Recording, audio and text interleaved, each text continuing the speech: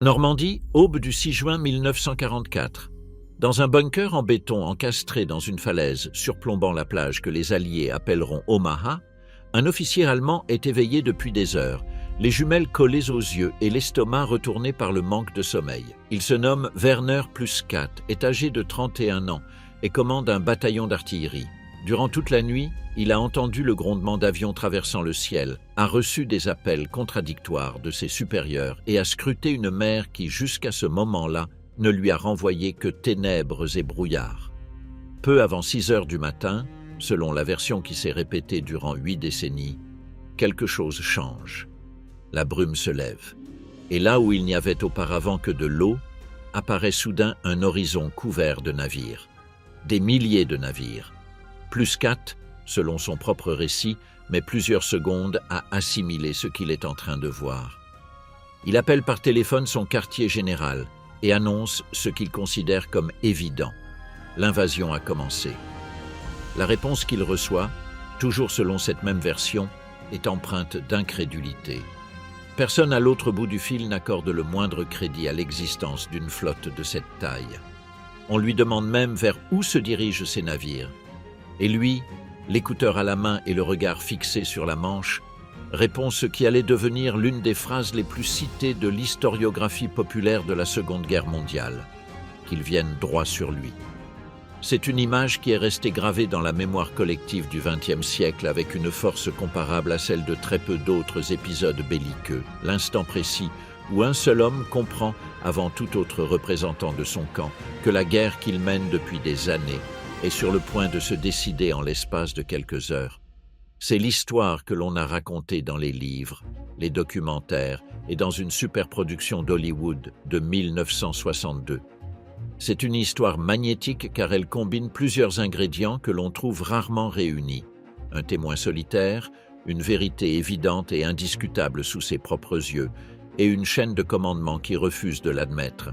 C'est, par essence, l'archétype de l'avertissement ignoré, le même schéma narratif qui réapparaît dans tant d'épisodes historiques où quelqu'un voit venir le désastre et où personne ne l'écoute à temps. Mais il y a un problème. Plus l'on étudie l'origine de cette histoire, plus les questions surgissent. Pluskat fut-il réellement le premier Allemand à voir la flotte? Cet appel d'incrédulité a-t-il existé tel qu'on l'a raconté?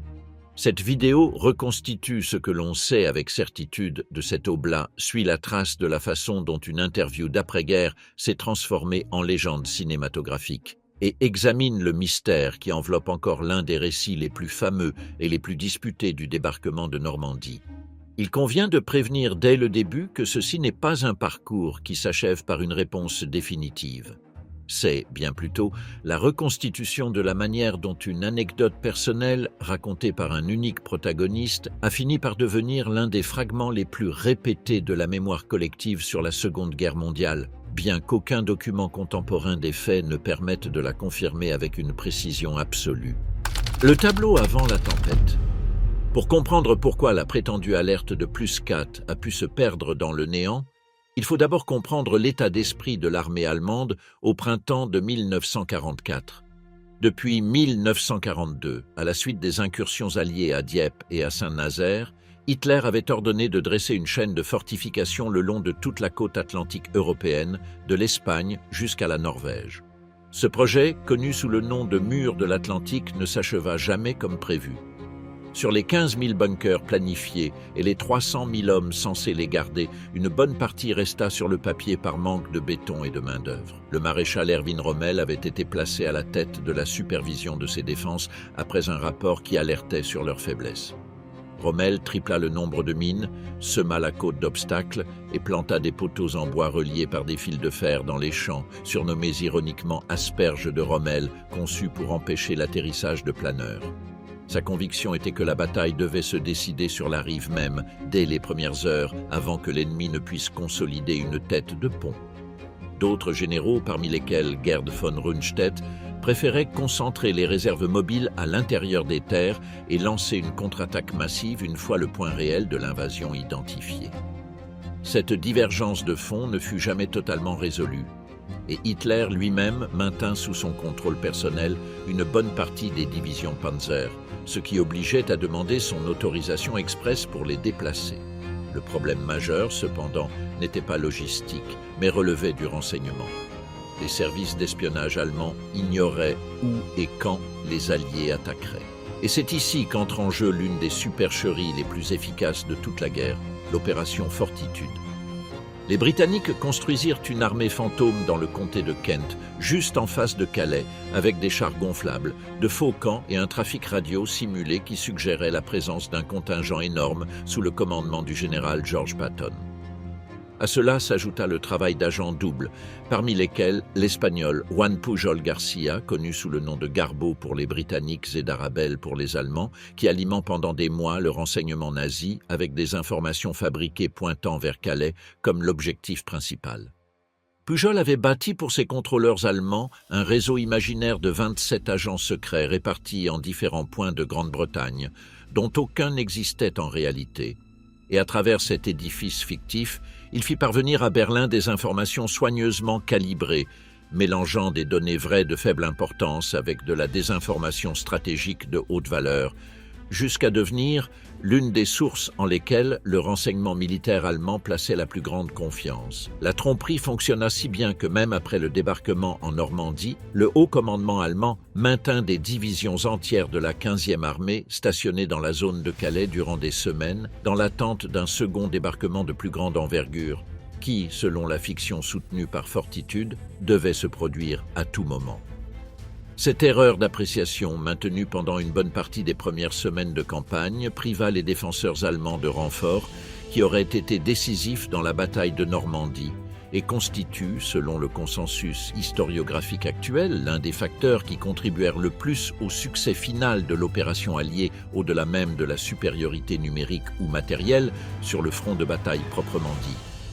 Il convient de détailler un peu plus cette querelle entre Rommel et Rundstedt, car il ne s'agissait pas d'une simple différence d'avis académiques, mais d'un désaccord aux conséquences opérationnelles directes sur ce qui se produirait sur les plages. Rundstedt, au commandement général de toutes les forces allemandes sur le front de l'Ouest depuis son quartier général connu sous le nom d'Obe-West, défendait la doctrine classique de défense en profondeur. Laisser l'ennemi débarquer, identifier avec clarté le point principal de l'attaque, puis lancer les divisions panzer concentrées comme un marteau décisif contre une tête de pont encore fragile et non consolidée. Rommel, qui avait subi en Afrique du Nord la supériorité aérienne alliée, considérait ce plan infaisable dans le nouveau contexte européen. Lorsque les réserves allemandes parviendraient à se déplacer vers la côte sous le feu constant de l'aviation ennemie, le débarquement serait déjà ancré de manière irréversible.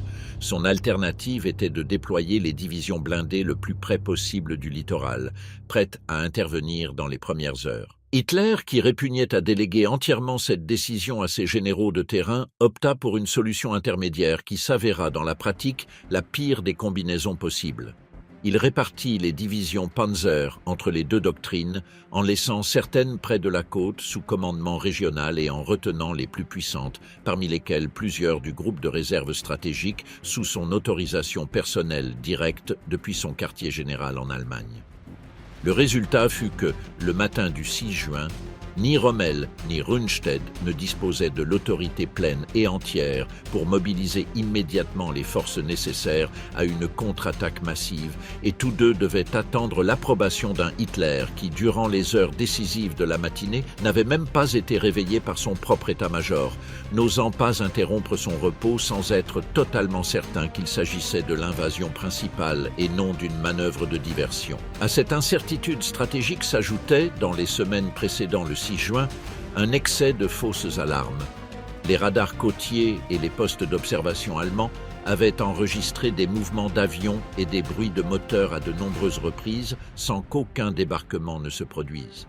Chaque nuit sans invasion renforçait, paradoxalement, le sentiment que la prochaine alerte serait elle aussi une fausse alerte. Et le climat joua son rôle. Les météorologues allemands avaient pronostiqué qu'une tempête secouant la Manche se maintiendrait pendant au moins 2 semaines, ce qui incita à relâcher la vigilance.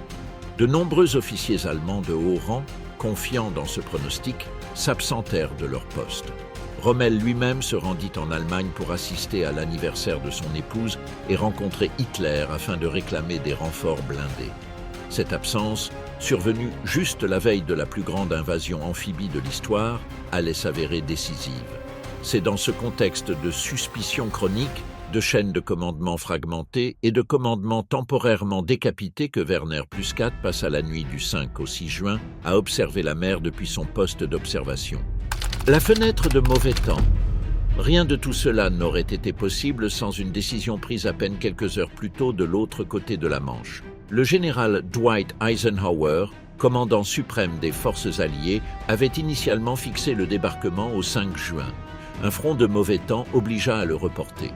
Ces météorologues, dirigés par l'équipe du capitaine James Stagg, détectèrent alors quelque chose que les prévisions allemandes n'avaient pas identifié avec la même précision.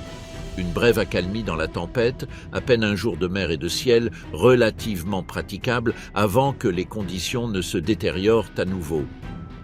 Eisenhower prit la décision de lancer l'invasion le 6 juin, en tirant parti de cette étroite fenêtre. L'ironie historique est remarquable. Les services météorologiques allemands, disposant de moins de données disponibles sur l'Atlantique que leurs homologues alliés, avaient calculé que le mauvais temps se prolongerait pendant au moins 2 semaines de plus, ce qui incita à relâcher la surveillance côtière précisément au pire moment possible. Si Eisenhower avait reporté l'opération, la combinaison adéquate suivante de marée et de clarté lunaire ne se serait pas produite avant la mi-juin, et ces dates coïncidaient avec une tempête de 4 jours qui, si l'invasion avait eu lieu alors, aurait rendu impossible tout débarquement. La marge entre le succès et le désastre logistique se mesurait littéralement en heures de prévisions météorologiques correctement interprétées. Cette course contre la montre explique en partie la hâte et la nervosité qui régnaient dans le camp allié la nuit du 5 juin, alors que des milliers d'embarcations levaient l'ancre des ports du sud de l'Angleterre en direction de la Normandie, sous un ciel encore instable.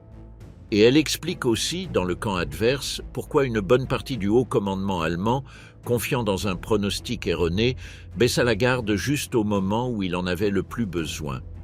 C'est dans cette faille météorologique, aussi étroite que décisive, que s'introduisit toute l'opération que Plus-4, selon son récit, observa depuis son bunker sur la falaise. Du côté allié, l'opération reposait sur un appareil de renseignement tout aussi décisif, bien qu'orienté en sens inverse. Il ne s'agissait pas de tromper l'ennemi sur ses propres intentions, mais de connaître avec la plus grande précision possible les siennes. Les décrypteurs britanniques de Bletchley Park, travaillant sur les communications chiffrées allemandes grâce au système connu sous le nom d'Ultra, fournissaient aux planificateurs d'Overlord un flux constant d'informations sur la disposition des divisions allemandes en France, leurs mouvements et leur état de préparation.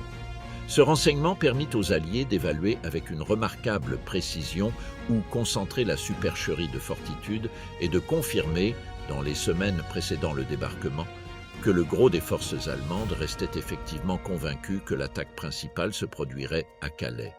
Cette asymétrie d'informations, les Alliés lisant une bonne partie des communications allemandes, tout en alimentant le renseignement nazi avec des données fabriquées, aide à expliquer pourquoi la surprise tactique du 6 juin s'avéra si efficace, bien que les Allemands sussent, en termes généraux, qu'une invasion était inévitable au cours de l'été 1944.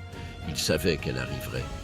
Ils ne savaient pas avec précision quand, ni exactement où, ni avec quelle ampleur réelle. Et cette combinaison de certitude générale et d'incertitude spécifique est au fond le même type d'ambiguïté qui explique pourquoi toute observation isolée, telle que celle que Plus-4 décrira plus tard avoir vécue, était si difficile à traiter avec l'urgence adéquate au moment précis où elle se produisait. Werner Franz Adolf Plus-4 naquit le 28 juin 1911 à Kümeinen, en Prusse orientale, fils d'un fonctionnaire des douanes.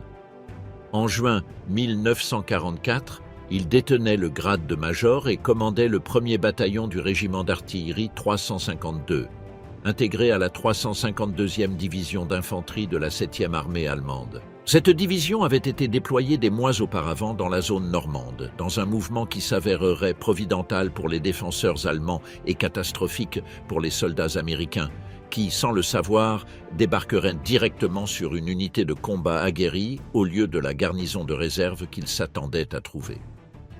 Le poste de commandement de Plus 4 se situait dans un château à Étréham, à environ 6 km de la côte. Ces batteries d'artillerie, en revanche, étaient dépositionnées près du littoral, dans la zone de Sainte-Honorine-des-Pertes, au sein de ce que les Allemands désignaient sous le nom de Widerstandsnest 59, l'un de ces nids de résistance qui ponctuaient le mur de l'Atlantique. Depuis ce poste d'observation, situé en hauteur sur ce qui allait devenir la plage Omaha, Plus 4 disposait d'un large champ de vision sur la baie de Seine. Avant de poursuivre le récit de cette nuit, il convient de comprendre ce qu'était exactement un Widerstandsnest, car le terme s'avère capital pour la suite.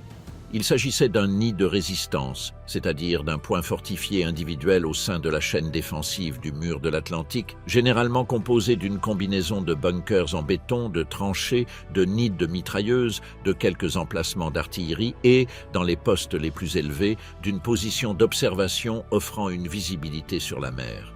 Le long de toute la côte normande existaient des dizaines de ces nids, numérotés de manière corrélative par les services du génie allemand, chacun doté d'une garnison réduite, souvent d'à peine une dizaine d'hommes, et d'un degré de fortification qui variait énormément selon la priorité stratégique assignée à chaque portion de côte.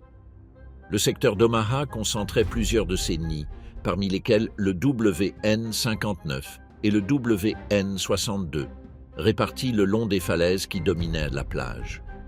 Cette architecture défensive décentralisée, conçue pour maximiser le feu croisé sur toute force de débarquement, avait néanmoins un effet collatéral pertinent pour l'histoire qui nous occupe. Elle fragmentait également l'information. Chaque nid de résistance opérait avec un champ de vision et un canal de communication relativement autonome, ce qui signifiait que l'image complète de ce qui se passait en mer ne pouvait être reconstituée qu'en additionnant les rapports individuels de dizaines de postes distincts, un processus qui prenait du temps, et que, dans la matinée du 6 juin, la précipitation des événements ne permit pas de mener à bien avec la rapidité nécessaire. La reconstitution la plus citée de cette nuit provient du livre que le journaliste Cornelius Ryan publia en 1959. Selon ce récit, peu après minuit, un fracas d'avion réveilla Plus 4 dans son cantonnement d'Étréham. Assourdi et étourdi, il appela par téléphone son supérieur immédiat, le lieutenant-colonel Hawker, pour demander ce qui se passait. La réponse qu'il reçut fut rassurante. Il ne savait encore rien de concret. On l'avertirait dès qu'il saurait. Plus 4, inquiet, décida de ne pas attendre et se rendit avec 2 officiers, le capitaine Wilkening et le lieutenant Tain, vers le poste d'observation au-dessus de la plage. En arrivant, il scruta l'horizon avec sa lunette d'approche et ne vit rien d'extraordinaire. Durant les heures suivantes, alors que des avions traversèrent le ciel et que des rapports fragmentaires et contradictoires parvenaient sur des parachutistes aperçus ici et là, sur des restes de parachutes accrochés aux arbres, sur des tirs isolés, Plus 4 demeura dans le bunker sans recevoir d'instructions claires de ses supérieurs. Personne au sein de la 7e armée ne pouvait encore déterminer si cela constituait le prélude de la grande invasion ou une opération de diversion, et encore moins calculer les dimensions réelles de ce qui se préparait. Ce vide d'informations, cette accumulation d'indices épars sans vision d'ensemble, est la clé pour comprendre ce qui allait se passer ensuite. Aucun Allemand sur la côte normande n'avait, cette nuit-là, une vue globale de l'échiquier. Chaque poste d'observation était une pièce isolée, et les pièces prenaient du temps à s'assembler. Il est une donnée supplémentaire qu'il convient de souligner, car elle explique une bonne partie de ce qui s'est produit ensuite sur la plage, bien qu'elle ait peu de rapport avec Plus 4 lui-même. La 352e division d'infanterie n'était déployée que depuis quelques mois sur cette frange précise de côte, dans un mouvement défensif ordonné par le haut commandement allemand, que le renseignement allié n'avait pas réussi à détecter à temps. Les planificateurs de l'opération Overlord s'attendaient à trouver à Omaha une garnison de seconde ligne, composée de troupes de moindre qualité, et à la place, les soldats américains qui touchèrent cette plage se trouvèrent face à face avec une unité de combat aguerrie, solidement retranchée en hauteur et dotée d'une connaissance détaillée du terrain qu'elle dominait. Cette erreur de calcul des services de renseignement alliés, ajoutée aux caractéristiques géographiques des lieux, s'avère aussi déterminante pour expliquer la férocité des combats à Omaha que n'importe quelle alerte précoce, tardive ou inexistante concernant l'approche de la flotte. L'aube est l'image qui a tout changé. Selon le récit popularisé par Ryan, vers 5h15 du matin, avec la première clarté de l'aube et le brouillard commençant à se dissiper, Pluscat regarda à nouveau par sa lunette d'approche vers le centre de la baignade, presque par routine, avant de clore sa garde. C'est alors que, selon cette version, l'horizon se remplit de silhouettes. Des navires de toute taille, serrés les uns contre les autres, s'étendant d'une extrémité à l'autre de son champ visuel comme s'ils avaient surgi du néant. Le récit de Ryan, construit à partir d'un entretien personnel avec Pluscat lui-même, décrit un homme paralysé pendant plusieurs secondes, incapable de traiter ce qu'il avait sous les yeux, convaincu à cet instant précis, calmement et silencieusement, que cela signifiait la fin pour l'Allemagne. Pluscat téléphona immédiatement à son quartier général. La réaction à l'autre bout du fil, toujours selon cette version, fut empreinte de scepticisme. On lui demanda combien de navires il voyait et, lorsqu'il répondit des milliers, la réplique fut une moquerie voilée. Les Américains et les Britanniques n'avaient pas autant de navires dans le monde entier. Frustré, Pluscat aurait même invité son interlocuteur à monter personnellement dans le bunker pour le constater de ses propres yeux. Lorsqu'on lui demanda où se dirigeait cette flotte, il répondit, lunettes en main, qu'elle venait directement vers lui. Cette scène, celle de l'officier solitaire face à une vérité que personne ne veut croire, est le cœur dramatique de l'histoire et la raison pour laquelle elle a perduré pendant 80 ans. Elle possède tous les éléments d'une tragédie classique. Le témoin privilégié, l'évidence incontestable et la cécité institutionnelle. Mais il convient de s'arrêter ici, avant d'avancer plus loin dans la chronologie du combat, car cette même scène est également le point de départ des doutes des historiens, ce que nous retrouverons plus loin avec tout le détail requis.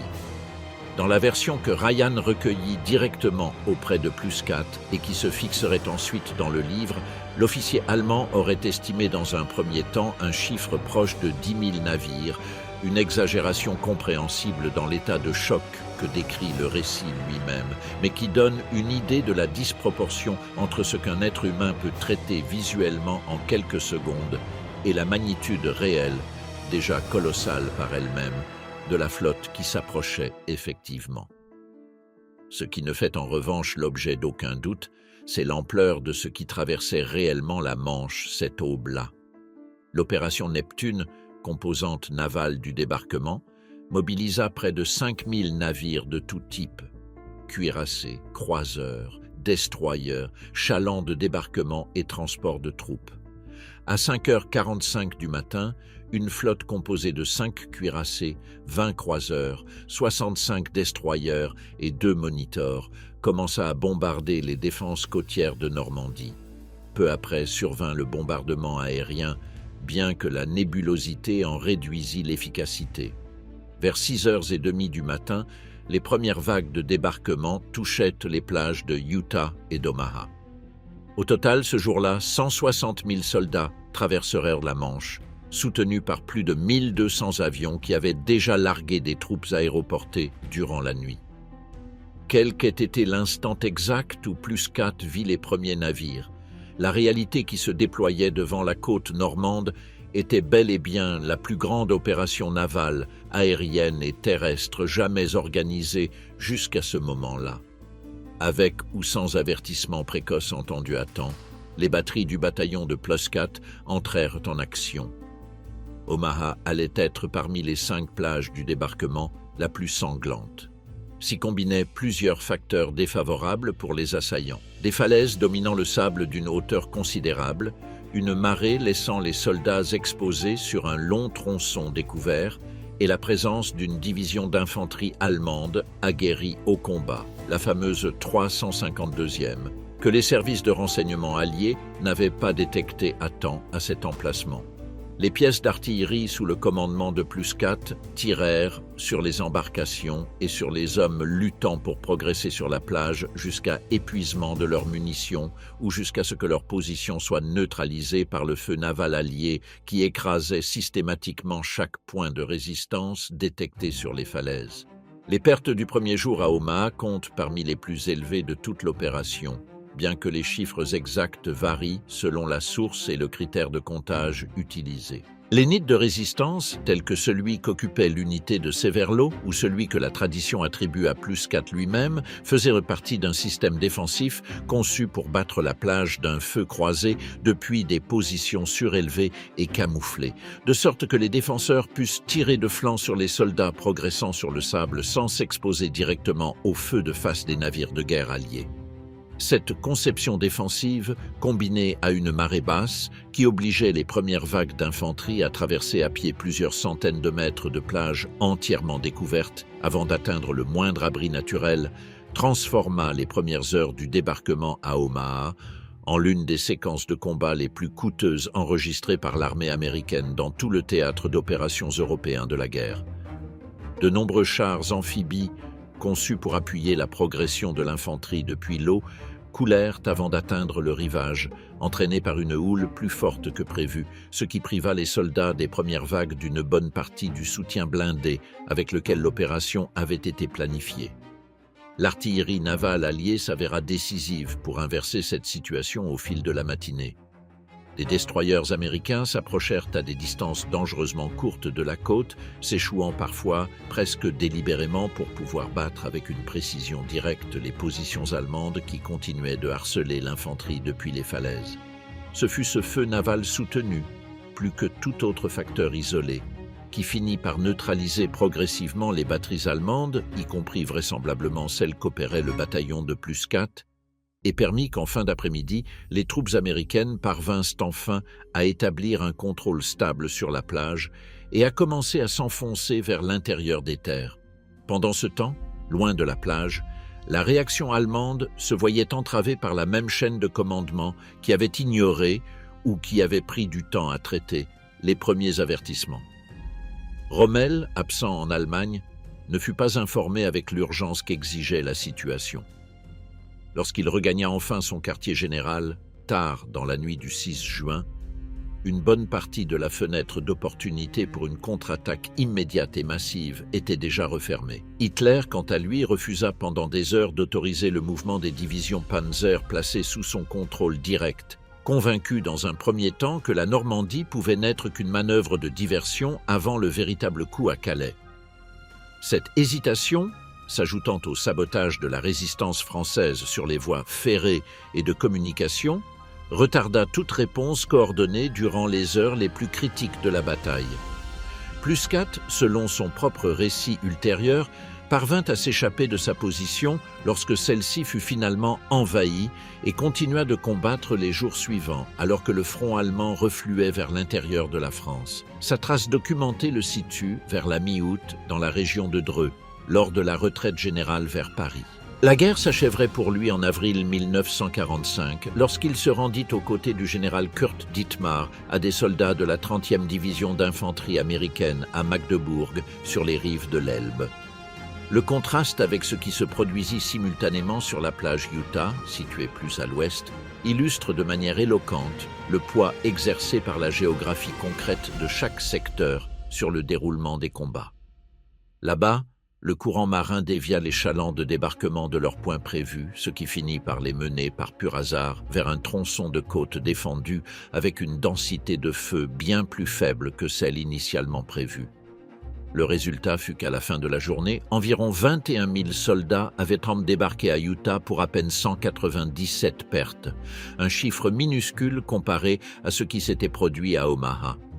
Ce contraste si marqué entre deux plages séparées par de simples kilomètres de côte normande illustre à quel point l'issue de chaque secteur dépendit de facteurs locaux très spécifiques, tels que la topographie du terrain, la qualité précise de l'unité défensive déployée sur chaque portion ou même le hasard d'un courant marin bien plus que de toute différence substantielle dans la planification générale alliée. Il vaut la peine de boucler la boucle avec la figure de Rommel, dont l'absence est déjà apparue à plusieurs reprises dans ce récit comme l'un des facteurs ayant retardé la réaction allemande. Le maréchal se trouvait à son domicile familial d'Erlingen, dans le sud de l'Allemagne, lorsque lui parvint enfin la nouvelle du débarquement, déjà tard dans la matinée du 6 juin. Il entreprit immédiatement le retour vers son quartier général à La Roche-Guyon, un trajet de plusieurs centaines de kilomètres qui, à bord d'une automobile et sans la possibilité d'utiliser le transport aérien en raison de la supériorité alliée dans les airs, lui prit une bonne partie de la journée. Lorsqu'il arriva, l'après-midi étant déjà bien avancé, la tête de pont alliée était loin d'avoir été repoussée, et les options d'une contre-attaque immédiate susceptible de rejeter les envahisseurs à la mer dans les premières heures, la seule stratégie en laquelle Rommel croyait véritablement, s'était drastiquement réduite. Ce décalage de plusieurs heures entre le début du débarquement et le retour physique du seul commandant allemand doté de l'autorité et de la doctrine adéquate pour tenter d'y remédier immédiatement constitue, pour une bonne partie des historiens militaires, un facteur tout aussi déterminant, voire plus, que n'importe quel retard ponctuel dans l'interprétation d'une observation isolée depuis un bunker d'artillerie. Il convient de replacer ce premier jour dans l'arc plus large de la campagne, car le débarquement ne fut que le point de départ d'une bataille qui allait se prolonger sur près de 3 mois. Le plan allié prévoyait qu'au terme de cette journée, les 5 têtes de pont fussent reliées en un front continu d'une dizaine de kilomètres de profondeur à l'intérieur des terres, avec des villes clés telles que Caen, Bayeux, Carentan et Saint-Lô déjà sous contrôle. Aucun de ces objectifs ne fut atteint le 6 juin, et Caen en particulier, envisagé comme une conquête quasi immédiate, ne tomberait entièrement aux mains des Alliés qu'après plusieurs semaines de combats d'usure extraordinairement coûteux. Malgré cela, le bilan global de la première journée fut favorable aux assaillants. À la tombée de la nuit, quelques 160 000 soldats étaient de parvenus à débarquer ou à descendre en parachute sur le sol normand, et les 5 plages, à des degrés divers de consolidation, demeuraient aux mains des Alliés. La résistance allemande, affaiblie par la fragmentation du commandement déjà décrite, par l'absence de Rommel et par le succès continu de l'opération Fortitude, ne parvint jamais à articuler la contre-attaque massive et coordonnée que la doctrine de Rundstedt jugeait nécessaire pour expulser les envahisseurs dès les premières heures. Lorsque Hitler autorisa enfin le mouvement des divisions Panzer retenues sous son commandement direct, la fenêtre d'opportunité pour une réponse véritablement décisive était déjà fermée. La bataille de Normandie allait se prolonger jusqu'à la fin du mois d'août 1944, moment où les forces alliées, fortes désormais de plus de 3 millions de soldats sur le sol français, parachevèrent la libération de la région et ouvrirent la voie vers Paris, et finalement vers le cœur même de l'Allemagne. Les années d'après-guerre. Entre sa libération comme prisonnier de guerre et sa réapparition publique aux côtés de Cornelius Ryan à la fin des années 50, Plusquat vécut plus d'une décennie dans un anonymat pratiquement complet, à l'instar de millions de vétérans allemands rentrés dans une société dévastée et occupée par les puissances victorieuses. Il s'installa à Heilbronn, dans le sud-ouest de l'Allemagne, ville où il devait passer le reste de sa vie et où il finit par mourir en 2002. L'irruption du livre de Ryan et, par-dessus tout, le succès mondial du film en 1962 transformèrent du tout au tout le profil public de Plusquat. D'un vétéran de plus parmi tant d'autres, il devint une figure internationalement reconnue, conviée à des entretiens, des hommages et des cérémonies commémoratives à l'occasion des anniversaires successifs du débarquement.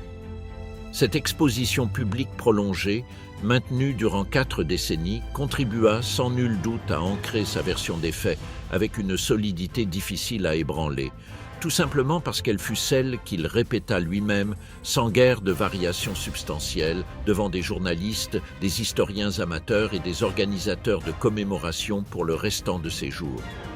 Il existe en outre un geste documenté de ces dernières années qui apporte une nuance humaine intéressante au personnage, par-delà la querelle historiographique sur son rôle exact cette nuit-là.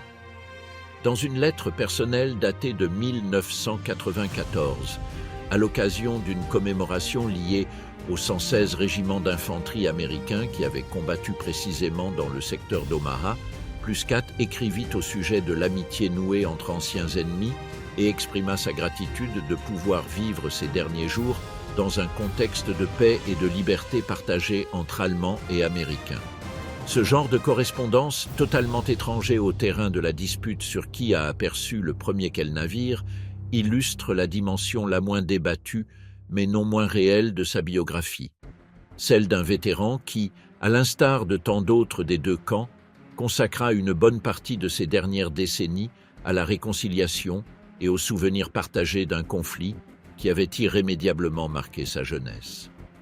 L'histoire de Pluscat aurait pu demeurer un épisode de plus parmi des milliers de témoignages individuels de la Seconde Guerre mondiale, un souvenir parmi tant d'autres que les vétérans conservent des partages dans des cercles restreints. Ce qui la transforma en légende mondiale fut un journaliste irlandais du nom de Cornelius Ryan.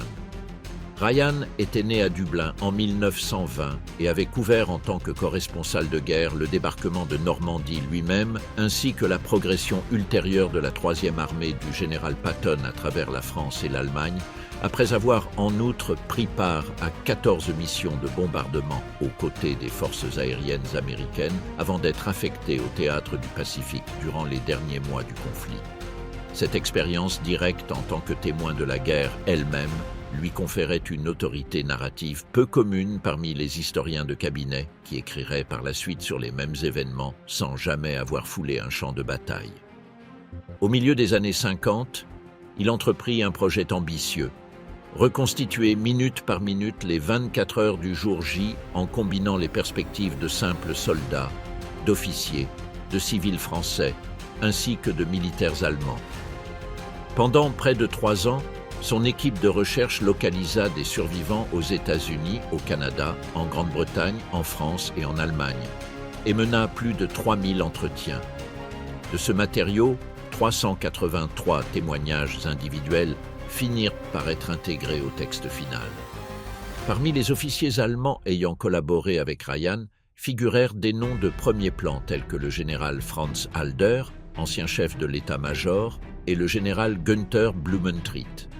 Pluscat fut l'un des nombreux interlocuteurs interrogés par Ryan afin de reconstituer l'expérience allemande de cette journée. Le résultat, publié en 1959 sous le titre « Le jour le plus long », devint un phénomène éditorial qui s'écoula à des dizaines de millions d'exemplaires en 18 langues. Son style, que Ryan qualifia presque de mosaïque bâtie de fragments de mémoire individuelle, se révéla révolutionnaire pour la narration historique de l'époque et instaura un modèle qui serait ensuite suivi tant par lui-même, dans ses ouvrages ultérieurs sur la bataille d'Arnhem et la chute de Berlin, que par de nombreux autres auteurs d'histoire populaire. Dans cette mosaïque, la scène de Pluscat découvrant la flotte occupe une place centrale et particulièrement cinématographique. Ryan la décrit avec un langage quasi littéraire. Le brouillard qui se dissout, l'horizon qui se peuple de navires semblant avoir toujours été là, l'officier allemand paralysé par l'ampleur de ce qu'il contemple, la certitude silencieuse que ce jour marquait le début de la fin pour son pays. Il s'agit d'un passage construit avec les ressources propres au roman et non au rapport militaire, et c'est précisément l'un des points qui susciterait par la suite des débats parmi les historiens les plus rigoureux quant aux sources primaires. 3 ans après la parution de l'ouvrage, en 1962, Hollywood porta l'histoire sur grand écran avec une distribution colossale, incluant John Wayne, Robert Mitchum et Richard Burton, parmi de nombreuses autres vedettes de l'époque. Pluscat en personne prit part au tournage en qualité de conseiller technique de la production, aux côtés d'autres vétérans, tant du camp allié que du camp allemand, qui s'étaient trouvés sur la plage ce jour-là. Dans le film, son rôle fut incarné par l'acteur Hans Christian Bleck, et la séquence de la découverte de la flotte devint l'un des moments les plus mémorables du long-métrage, le brouillard s'ouvrant pour révéler une armada sans fin, tandis que l'officier allemand contemple, muet, l'issue inévitable de la guerre. Ce fut cette alliance d'un livre à succès et d'un film épique qui incrusta définitivement Pluscat dans la mémoire collective en tant que premier témoin allemand du débarquement. Mais en histoire, la célébrité ne coïncide pas toujours avec la preuve documentaire, et c'est là que commence la partie la plus incertaine de ce récit. Il convient de s'attarder sur la manière exacte dont ce film fut façonné, car le processus de production lui-même contribue à expliquer pourquoi la version de Plus 4 finit par l'emporter sur celle de Severlo ou d'Olmsen dans la mémoire populaire. Le jour le plus long fut conçu dès l'origine comme une superproduction d'une envergure inédite, avec 3 réalisateurs différents coordonnant des séquences tournées sur les lieux réels en France. Une distribution réunissant des stars de premier plan de diverses nationalités, parmi lesquelles John Wayne, Robert Mitchum, Richard Burton, Henry Fonda et Sean Connery dans un rôle secondaire, et un budget qui en fit à l'époque l'un des films en noir et blanc les plus onéreux jamais réalisés. Afin de conférer de l'authenticité aux scènes, les producteurs eurent systématiquement recours à de véritables vétérans des 2 camps en tant que conseillers techniques, dont Plus 4 lui-même, qui reconstitua personnellement devant les caméras les gestes et mouvements de cet oblat tels qu'il se les remémorait. Ce processus de conseil exerce un effet singulier sur la fixation de la mémoire historique. En participant activement à la mise en scène de son propre souvenir, le témoin initial finit par renforcer et cristalliser une version précise des faits, la plus cinématographique et visuellement efficace, au détriment de nuances ou d'alternatives qui se révélaient moins nettes à l'écran. Le brouillard qui se lève, la lunette d'approche qui s'immobilise brusquement, le visage qui passe de la lassitude à l'incrédulité en quelques secondes, constituent autant d'artifices de scénario conçus pour le langage du cinéma et non nécessairement pour l'exactitude du rapport militaire. La production mobilisa jusqu'à des milliers de figurants, dont bon nombre de soldats d'actifs temporairement mis à disposition par différentes armées européennes, sans compter des embarcations, des véhicules militaires d'époque et des décors naturels sur les plages normandes elles-mêmes, ainsi que dans des régions de France servant à figurer le paysage de 1944. Ce niveau d'envergure physique, peu courant même pour les critères hollywoodiens de l'époque, renforça encore davantage la sensation d'authenticité documentaire que le public allait attribuer à chacune de ces scènes, y compris de manière très notable, celle de l'observation de Plus 4. Le retentissement commercial fut foudroyant. Le film sortit en 1962 avec un immense succès critique et public, obtint plusieurs nominations aux Oscars et devint, aux côtés du livre de Ryan lui-même, la référence culturelle dominante concernant le débarquement de Normandie pour plusieurs générations de spectateurs à travers le monde. Face à cette machinerie de production et de distribution de masse, la voix d'un simple soldat tel que Severlo, publié bien plus tard dans des mémoires à la diffusion beaucoup plus confidentielle, disposait dès le départ de très faibles chances de rivaliser en termes de portée publique, aussi solide fut l'objection qu'elle formulait. Les felures de la légende. Le premier problème auquel se heurte l'histoire de Plus 4 est aussi simple qu'incommode. Il n'existe aucun document militaire allemand contemporain, aucun journal de marche, aucun registre des communications de la 7e armée qui confirme que ce fut son bataillon qui donna la première alerte concernant la flotte d'invasion. Les archives disponibles montrent que les premiers rapports fragmentaires sur l'activité ennemie parvinrent aux états-majors allemands en provenance de différents postes d'observation et stations radar tout au long de la nuit, entre 1h30 et 2h30, sans qu'aucun de ces registres ne mentionne spécifiquement Plus 4 comme étant à l'origine de l'alarme. L'appel téléphonique dramatique, celui de l'officier criant qu'il y avait des milliers de navires face à lui et traité avec incrédulité, provient exclusivement du souvenir que Plus 4 lui-même partagea avec Cornelius Ryan près de 15 ans après les faits, sans qu'aucun autre témoin indépendant ne l'ait corroboré avec le même degré de détail. Le second problème porte un nom propre, Heinrich Severlo, surnommé la bête d'Omaha par les soldats américains qui survécurent à son feu de mitrailleuse ce jour-là. Severlo était un soldat allemand qui combattait dans la même zone, au nid de résistance connu sous le nom de WN62, très proche de la position attribuée à Plus 4. Des décennies plus tard, Severlo publia ses propres mémoires, intitulées en référence à ce même poste de combat, dans lesquels il remit directement en cause la version de Plus 4. Selon le témoignage de Severlo, Plus 4 ne se trouvait pas avec son unité au moment décisif du débarquement, et son rôle dans la défense de la plage ne fut pas fidèlement dépeint ni dans le livre de Ryan ni dans le film que celui-ci inspira. C'est la parole d'un vétéran contre celle d'un autre. tous deux protagonistes de la même portion de côte ce même matin, et tous deux porteurs d'intérêts narratifs propres quant à la manière dont leur participation devait être remémorée. Le troisième problème réside dans l'existence d'un candidat rival au titre de premier témoin. Un officier du nom de Walter Homsen, commandant la batterie de Crisbeck dans la péninsule du Cotentin, revendiqua également avoir été le premier à détecter la flotte alliée, en l'occurrence par le biais du télémètre de sa batterie. La dispute sur qui aperçut les Alliés en premier n'est pas un simple détail anecdotique. Elle révèle que, dans la confusion de cet oblat, de multiples postes d'observation allemands détectèrent probablement des indices de l'invasion de manière quasi simultanée et indépendante, et que la construction ultérieure d'un récit doté d'un unique protagoniste répond davantage aux nécessités d'une narration journalistique et cinématographique qu'à la manière fragmentée et chorale dont les événements se déroulèrent réellement sur le terrain. Il existe en outre un problème de temporalité que les analystes les plus méticuleux ont souligné. Les conditions météorologiques enregistrées pour la nuit du 5 au 6 juin décrivent un ciel couvert, des vents d'une intensité considérable et une visibilité réduite à peine à quelques kilomètres, des conditions qui rendent plus ardue la subsistance de l'image littéraire d'un horizon qui s'ouvre d'un coup pour révéler nette et complète une flotte de milliers de navires s'étendant d'une extrémité à l'autre de la baignade. Il est parfaitement possible que Plus-4 ait effectivement vu une partie de la flotte alliée s'approcher. Ce qui s'avère plus difficile à soutenir, selon cette lecture critique, c'est la version la plus théâtrale et absolue de l'épisode telle qu'elle fut fixée dans l'ouvrage et dans le film.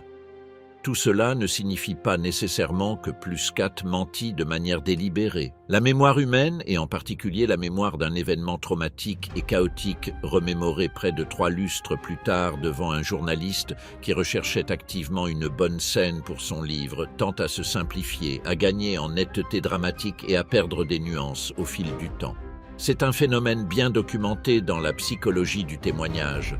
Les souvenirs ne fonctionnent pas comme un enregistrement fixe, mais se reconstituent à chaque fois qu'ils sont racontés. Et cette reconstitution tend à s'apparenter de plus en plus à la forme d'une bonne histoire et à s'éloigner, sans que le narrateur n'en ait pleinement conscience, des détails littéraux de ce qui s'est produit. Ce questionnement ne surgit ni de nulle part, ni de façon immédiate. Durant les premières décennies qui suivirent la parution du livre et la sortie du film, la version de Plus-4 circula pratiquement sans contestation publique notable, en partie parce que les canaux de diffusion de masse, l'industrie éditoriale et cinématographique, se trouvaient du côté de cette narrative précise, et en partie parce que bon nombre des témoins alternatifs, tels que Severlo lui-même, mirent des années à se décider à publier leur propre mémoire ou manquaient tout simplement de l'accès à une plateforme d'une portée comparable. Ce ne fut qu'au fil des décennies, et grâce au travail ultérieur d'historiens spécialisés dans la révision avec davantage de rigueur documentaire des récits fondateurs sur le débarquement, que l'on commença à pointer systématiquement les incohérences entre la version cinématographique et le registre documentaire disponible. Ce processus de révision historique n'est pas exclusif au cas de Plus-4. Une bonne partie de l'historiographie militaire contemporaine sur la Seconde Guerre mondiale a précisément consacré les dernières décennies à cette tâche consistant à confronter les grands récits populaires construits dans les décennies immédiates de l'après-guerre à partir de mémoires personnelles et de chroniques journalistiques aux archives militaires qui furent progressivement déclassifiées les années suivantes. Dans bien des cas, cette révision a confirmé, avec des nuances mineures, les versions traditionnelles. Dans d'autres, comme semble l'être le cas de la scène la plus célèbre attribuée à Plus-4, elle a introduit des doutes raisonnables qui, cependant, parviennent rarement à déloger de l'imaginaire collectif la version originelle, précisément parce que cette dernière bénéficie de l'avantage additionnel d'avoir été fixée en premier, et de manière beaucoup plus mémorable dans la mémoire publique. Il vaut la peine de s'attarder un moment de plus sur la figure de Heinrich Severlo, car son témoignage n'est pas celui d'un spectateur lointain, mais bien celui d'un compagnon d'armes positionné pratiquement sur la même portion de falaise. Severlo combattit ce jour-là au nid de résistance WN62, à faible distance du poste que la tradition attribue à Plus-4, et fit feu de sa mitrailleuse contre la première vague de soldats américains durant des heures, jusqu'à épuisement de ses munitions, un épisode qui lui valut par la suite le surnom sous lequel il passerait à la postérité auprès des vétérans alliés. Des décennies plus tard, devenu âgé, Severlo devint l'une des voix les plus critiques à l'encontre de la version officielle figée par Ryan et par le film. Dans son livre de mémoire, il soutint, avec le poids d'avoir été physiquement présent dans la zone, que l'image de +4 en observateur solitaire et providentiel ne correspondait pas à ce dont il se remémorait de cette matinée-là, et il contesta ouvertement la part de protagonisme que la légende finit par lui accorder. La revendication de Walter Homsen ajoute une couche supplémentaire à la dispute. Homsen commandait la batterie de Crisbeck, située plus à l'ouest, dans la péninsule du Cotentin, face à ce qui allait devenir la plage Utah.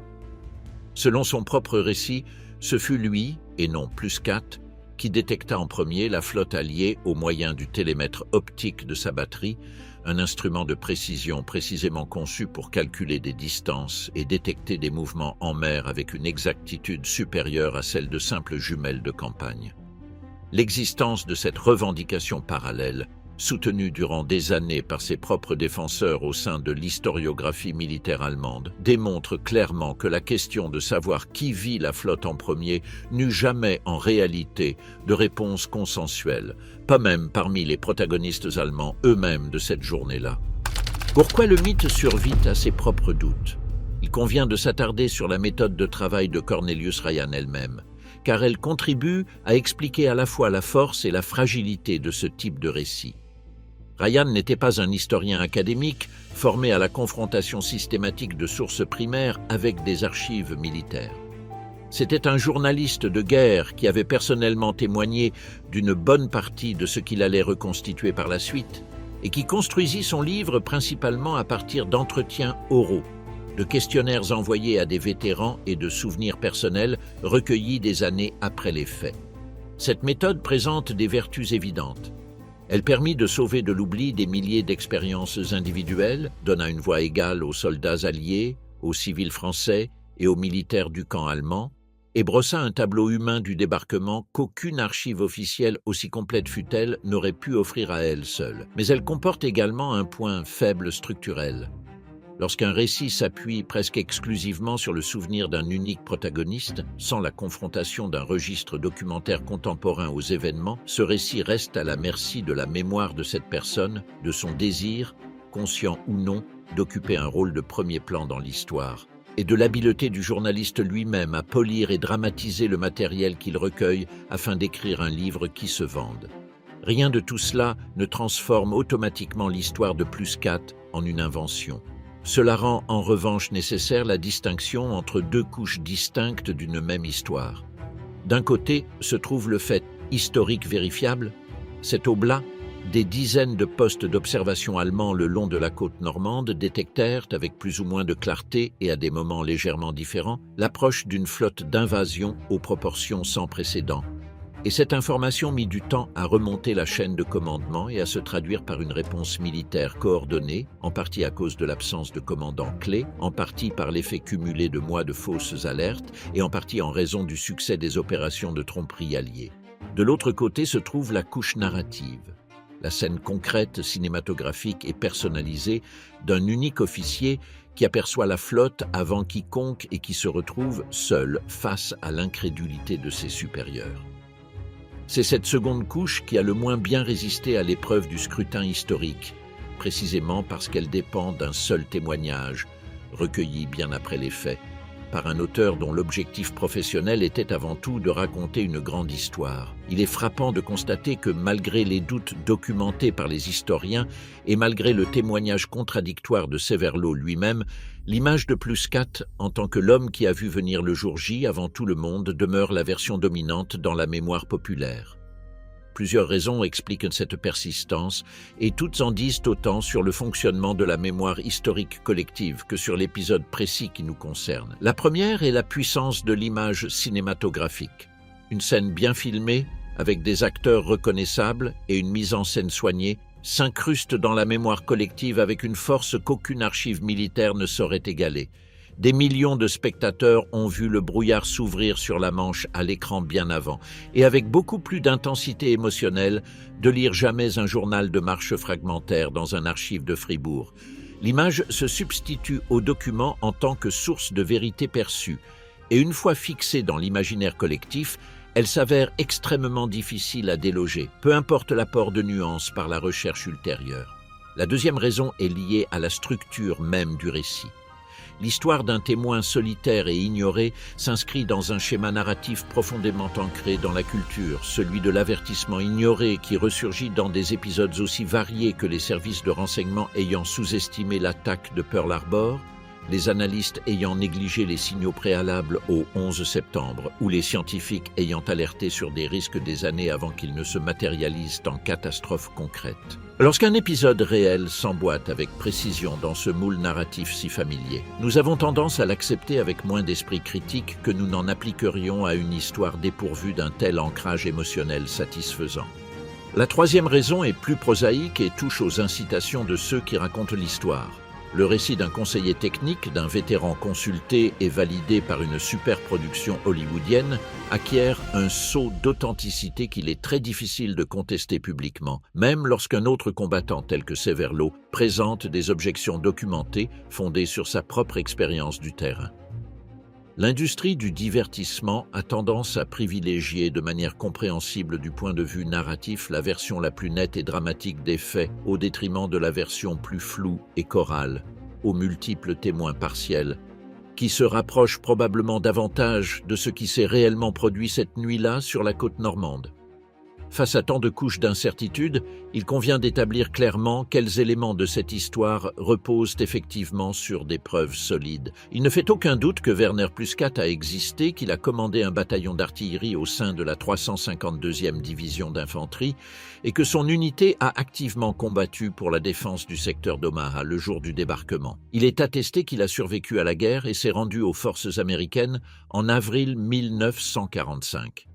Il est confirmé qu'il a collaboré tant avec Cornelius Ryan pour la rédaction de son livre qu'avec la production du film ultérieur, en qualité de conseiller et de témoin direct des faits. Il existe en outre un enregistrement vidéo, un entretien accordé à la télévision française en 1964 à l'occasion du 20e anniversaire du débarquement, dans lequel Plusquat lui-même, face aux caméras et non plus seulement devant un magnétophone de journaliste, a ratifié sa version d'avoir été le premier officier allemand à assister à l'approche de la flotte alliée. Le contexte général dans lequel s'est produit tout avistement précoce éventuel est également indiscutable. Une chaîne de commandement allemande fragmentée, un commandement temporairement absent en raison de la coïncidence entre un pronostic météorologique erroné et le voyage de Rommel en Allemagne, et un système d'alerte saturé par des mois de fausses alarmes antérieures qui avaient érodé de manière compréhensible sur le plan humain, la capacité de réaction immédiate face à des indices encore fragmentaires. En ce sens, même si la scène spécifique de l'appel téléphonique et de l'incrédulité de ses supérieurs a été narrativement amplifiée par le temps et par le métier d'un journaliste en quête d'une grande histoire, le phénomène structurel que cette scène illustre, à savoir la lenteur allemande à traiter et à réagir aux premiers signaux de l'invasion, est pleinement étayé par les données historiques disponibles concernant les premières heures du 6 juin 1944. Ce qui demeure, en définitive, dans le domaine de l'incertitude irrésolue, c'est le degré exact de littéralité de l'anecdote personnelle de Plusquat. Fut-il effectivement le premier à détecter la flotte, son appel fut-il accueilli avec l'incrédulité marquée qu'il a décrite, et la scène eut-elle la netteté quasi cinématographique avec laquelle on a fini par la compter ? C'est là le cœur du mystère qui ne pourra probablement jamais être résolu de manière définitive, parce que les seuls témoins capables de le confirmer ou de le démentir avec précision sont décédés depuis des décennies, et parce que les archives militaires allemandes de ces heures chaotiques n'ont jamais consigné le niveau de détail nécessaire pour trancher le litige. Une bonne partie de cette lacune documentaire s'explique par un facteur que l'on mentionne rarement. Les archives du quartier général Obi West lui-même et de nombreuses unités de la 7e armée ont subi des pertes considérables au cours des derniers mois du conflit, entre bombardements, retraites précipitées et destruction délibérée de documents sensibles face à l'avancée alliée.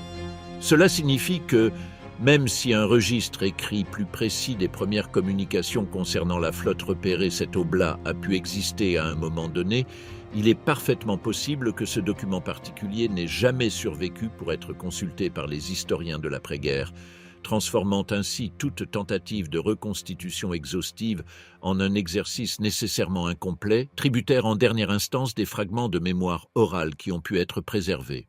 Au-delà de l'anecdote concrète d'un officier d'artillerie dans un bunker normand, cette histoire fonctionne comme une leçon applicable à bien d'autres épisodes de l'histoire militaire et politique du XXe siècle.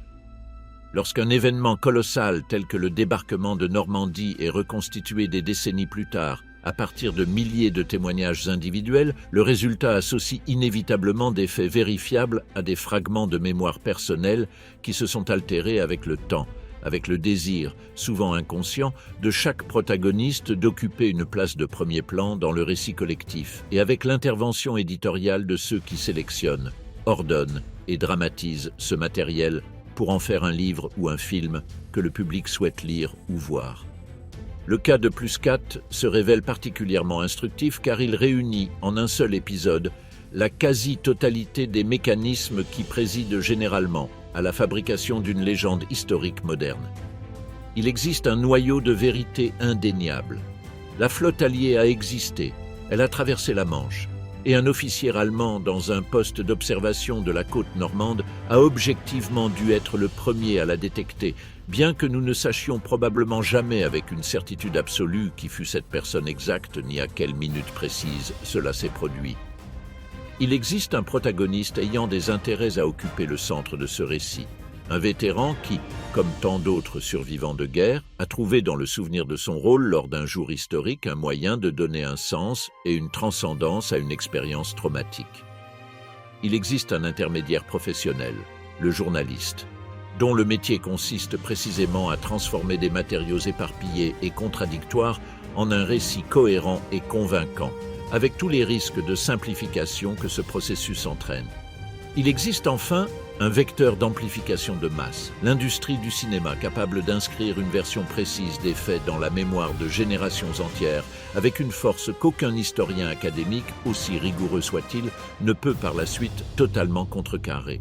Ce schéma n'est pas exclusif au jour J. Il se répète dans des épisodes aussi divers que l'origine exacte de citations célèbres attribuées à des dirigeants politiques, le déroulement minute par minute de batailles décisives racontées des décennies plus tard par leurs survivants, ou le rôle réel que des individus précis ont joué dans le dénouement d'événements collectifs d'une ampleur considérable. Comprendre comment la légende de Werner Plus 4 s'est construite n'est pas seulement un exercice d'érudition sur un épisode particulier de la Seconde Guerre mondiale. C'est, par-dessus tout, un outil précieux pour aborder avec davantage de circonspection tout récit historique qui dépend excessivement d'un témoignage unique recueilli bien après les faits et converti par la suite en matériaux cinématographiques. Une famille de mystères.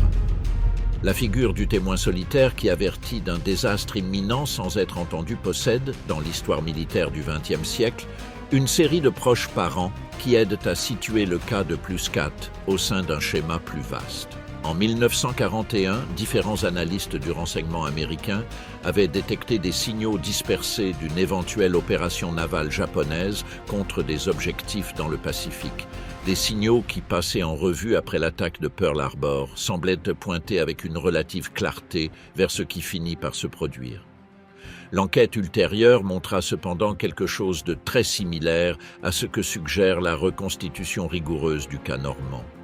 Il n'y eut pas un unique rapport ignoré de manière flagrante, mais une accumulation de fragments dispersés entre différentes agences qui ne parvinrent jamais à s'intégrer en une vision d'ensemble à temps, un phénomène que les spécialistes du renseignement qualifièrent plus tard de défaut de mise en relation des points, et qui s'avère beaucoup moins cinématographique que l'image d'un seul homme criant un avertissement que personne ne voulut écouter. Quelque chose de semblable se produit avec des épisodes du front de l'Est lui-même, où des officiers soviétiques de rang inférieur signalèrent à plus d'une reprise des mouvements de troupes allemandes avant l'opération Barbarossa en 1941, des rapports qui se heurtèrent au scepticisme d'un commandement politique convaincu que Hitler ne romprait pas le pacte de non-agression en vigueur entre les deux pays.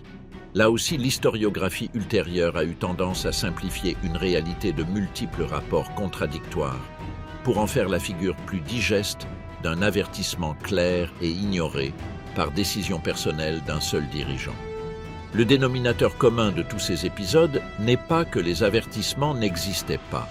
Il existait presque toujours un fragment d'information exacte circulant par un canal quelconque, mais que les organisations humaines, qu'il s'agisse d'armées, de services de renseignement ou de gouvernements entiers, possèdent une capacité limitée à traiter des signaux faibles au milieu d'un bruit de fond composé d'années de fausses alertes, de rivalités internes et de désaccords sur la manière d'interpréter des données ambiguës.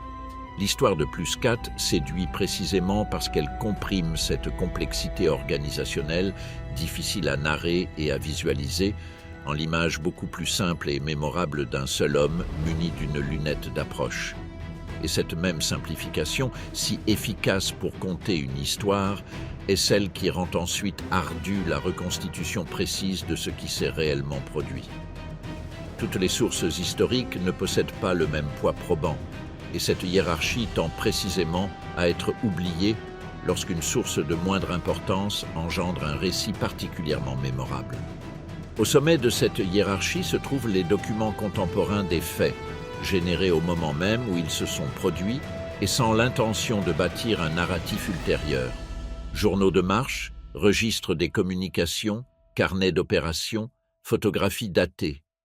Un barreau plus bas se situent les témoignages personnels recueillis peu après les événements, lorsque la mémoire conserve encore une bonne partie de sa précision originelle et à un niveau considérablement inférieur, bien que non dépourvu de valeur pour autant, figurent les témoignages recueillis de nombreuses années plus tard, en particulier lorsque le processus de collecte lui-même, comme ce fut le cas pour le travail de Cornelius Ryan, est orienté dès l'origine vers la production d'un récit cohérent et commercialement attrayant. Le cas de Plus 4 se révèle révélateur précisément parce que sa version la plus célèbre, celle qui finit par s'ancrer dans la mémoire collective mondiale, appartient à cet échelon inférieur de la hiérarchie documentaire, tandis que les sources de premier ordre, journaux de marche et registres des communications de la 7e armée allemande, ne contiennent tout simplement pas l'information requise pour la confirmer ou la réfuter avec exactitude. Cette asymétrie entre le degré probatoire d'une source et sa capacité de diffusion publique, entre ce qui peut être démontré par les documents et ce qui est effectivement cru par des millions de personnes, constitue peut-être la leçon la plus profitable de tout cet épisode, bien au-delà même du destin propre de Werner Plus 4.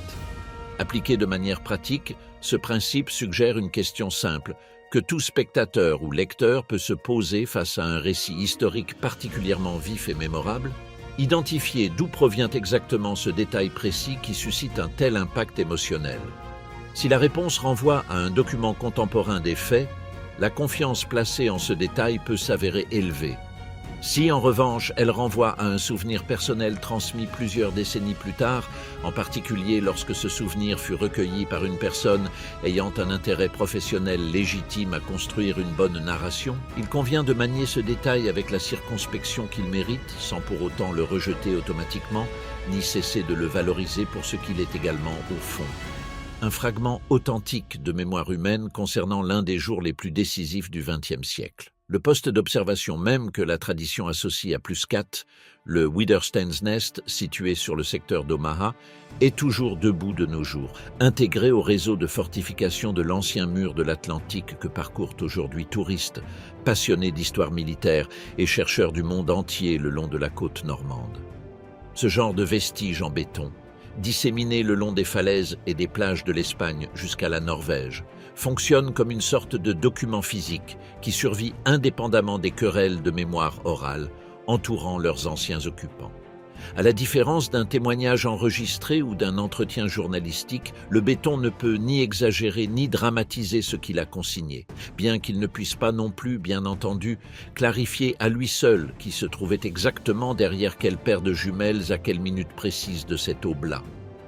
La région de Normandie a fait de ces décors l'axe d'une industrie de la mémoire historique associant musées, cimetières militaires, parcours guidés et reconstitutions qui attirent des millions de visiteurs chaque année, en particulier lors des anniversaires ronds du débarquement.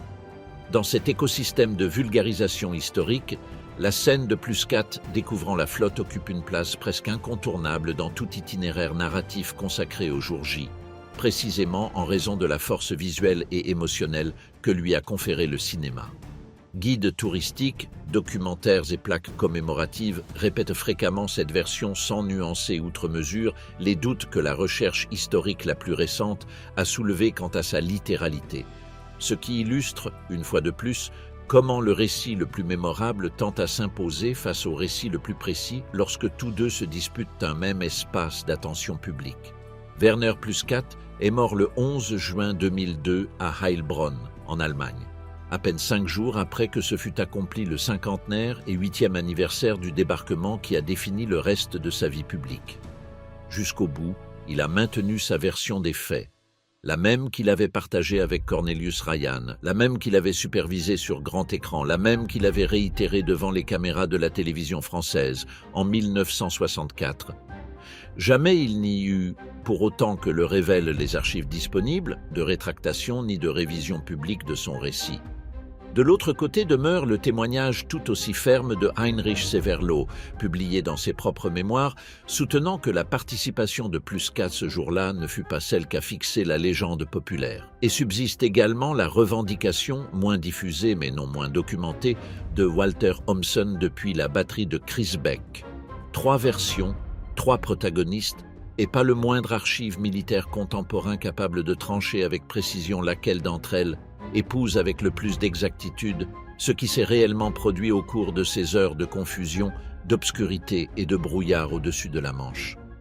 Peut-être la question la plus honnête à formuler au terme de ce parcours n'est-elle pas de savoir qui a vu en premier la flotte du jour J, mais pourquoi nous avons un besoin si pressant qu'existe un unique premier témoin? L'invasion de Normandie fut, par définition, un événement collectif mené par des centaines de milliers de personnes réparties sur un front de 80 km de côte et perçu de manière simultanée, fragmentaire et partielle par des dizaines d'observateurs différents de part et d'autre des lignes. Réduire cette immense fresque à la figure d'un seul homme face à une seule lunette d'approche répond moins à l'exactitude historique qu'à notre propre besoin narratif de trouver, au milieu du chaos collectif de la guerre, une histoire dotée d'un début, d'un milieu et d'une fin que nous puissions compter et mémoriser avec clarté.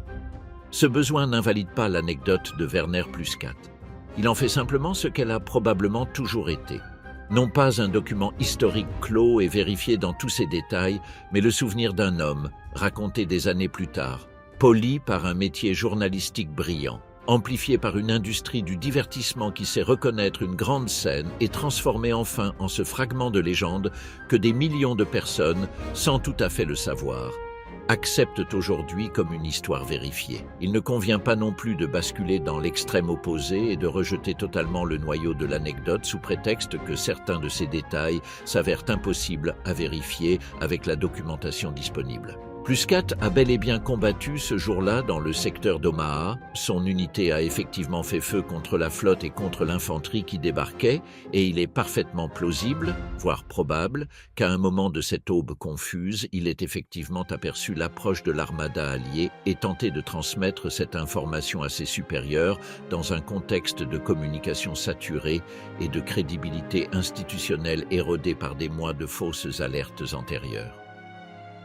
Le doute raisonnable ne porte pas sur le fait de savoir si pareille chose a pu se produire, mais sur la question de savoir si elle s'est déroulée exactement selon la séquence, la temporalité et le dramatisme avec lesquels on a fini par la compter près de 15 ans plus tard, devant un journaliste qui avait besoin, pour son propre livre, d'une scène capable de résumer en un seul instant le basculement historique que représentait cette matinée-là pour l'armée allemande. Et c'est là exactement en ce point intermédiaire, entre le scepticisme total et l'acceptation inconditionnelle, entre le souvenir personnel qui se fond dans le mythe collectif et le noyau de vérité historique qu'il soutient probablement, que ce mystère, 80 ans après cette aube au-dessus de la Manche, demeure encore irrésolu et probablement sans possibilité réelle de se résoudre jamais avec la certitude absolue que tant le bon journalisme que la bonne histoire aimeraient pouvoir offrir.